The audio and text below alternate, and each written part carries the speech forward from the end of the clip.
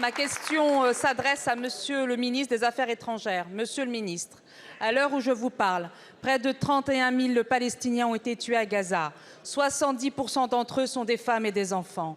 À l'heure où je vous parle, plus de 2 millions de Palestiniens et Palestiniennes sont menacés de famine. Plus d'une dizaine d'enfants sont morts déjà de faim.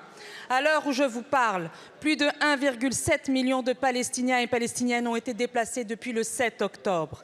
La Cour internationale de justice a reconnu un risque de génocide plausible à Gaza. Par ailleurs, elle a dans son arrêt ordonné aux États tiers de prévenir, mais surtout de punir à l'incitation au génocide. Aujourd'hui, Gaza est qualifiée de zone de mort. Les appels au cessez-le-feu sont sans cesse ignorés par le gouvernement d'extrême droite israélien. À l'heure où je vous parle, le génocide a déjà commencé. La France et l'Union européenne ont en leurs mains de véritables leviers de pression sur les autorités israéliennes pour les contraindre à un cessez-le-feu immédiat et durable.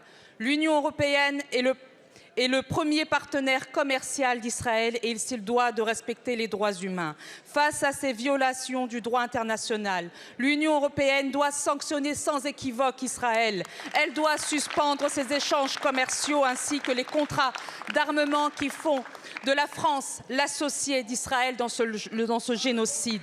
La France, le chef de la diplomatie européenne, annonçait déjà en février: arrêtez de dire s'il vous plaît et agissez. Qu'attendez-vous, Monsieur le ministre? Monsieur le ministre, allez-vous porter ces demandes de sanctions lors du prochain Conseil des affaires étrangères qui se tiendra le 18 mars? Enfin, Monsieur le ministre, en 2014, l'Assemblée nationale votait une résolution invitant le gouvernement français à reconnaître l'État de Palestine. Qu'attendez-vous pour franchir le pas pour que cette reconnaissance soit faite de façon rapide?